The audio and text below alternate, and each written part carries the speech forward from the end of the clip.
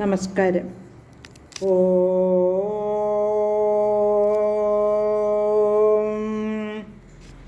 ഓം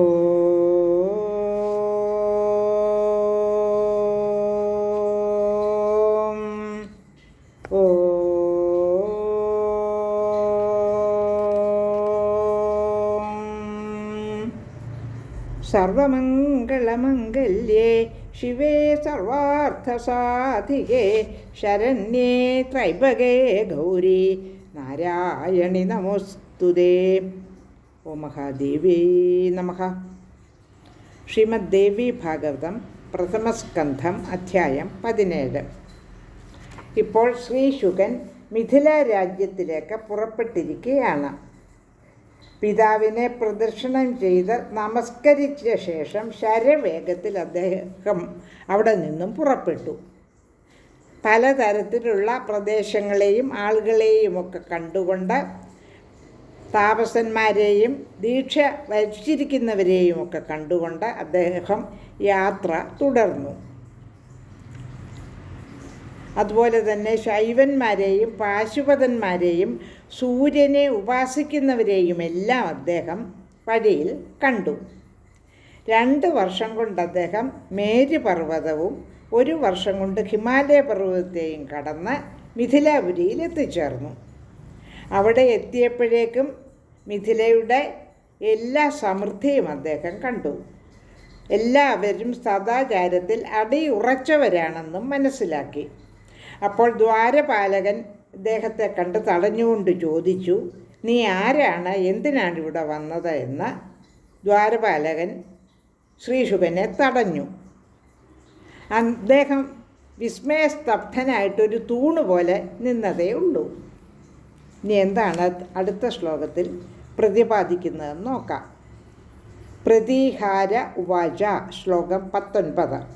ബ്രൂഹി മൂകോസി Kim Brahman കിമർത്ഥം ത്വം ഇഹാഗതഃ ചലനം ച വിനാ കാര്യം ന ഭവേദിതി മേ മതിഃ.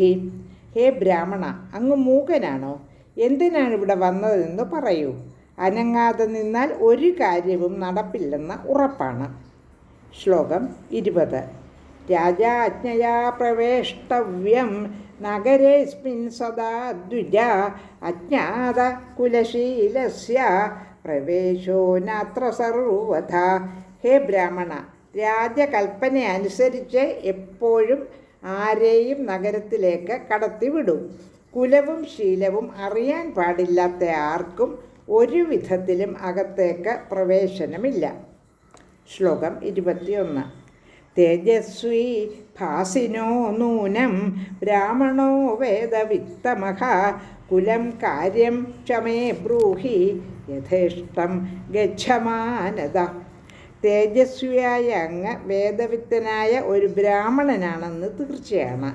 ബഹുമാനം കാട്ടുന്നവനെ ഏതാണ് കുലമെന്നും എന്താണ് കാര്യമെന്നും എന്നോട് പറഞ്ഞിട്ട് അകത്തേക്ക് ഇഷ്ടം പോലെ പൊയ്ക്കൊള്ളൂ. ശുക ഉവാച. ശ്ലോകം 22. യദർത്ഥം ആഗതോ സ്മൃത്യ തത്പ്രാപ്തം വചനാത്തവ വിദേഹ നഗരം ദൃഷ്ടും പ്രവേശോ എത്ര ദുർലഭഃ.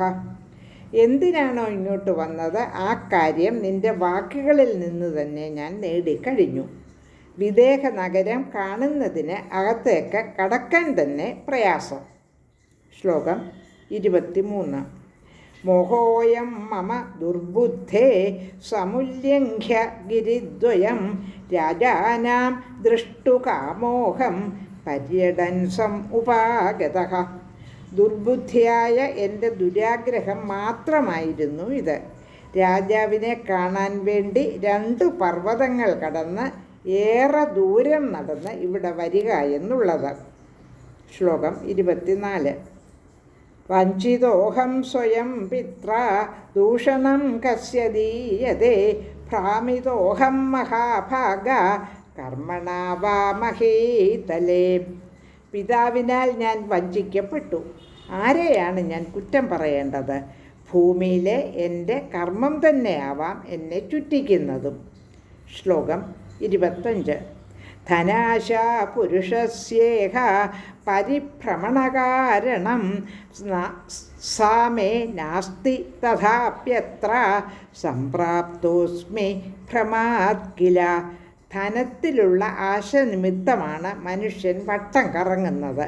എനിക്ക് അതിൽ ആശ ഇല്ലെങ്കിലും ഭ്രമം കൊണ്ട് ഞാനും ഇവിടെ എത്തിയിരിക്കുന്നു. ലോകാ സമസ്ത സുഖിനോ ഭവന്തു.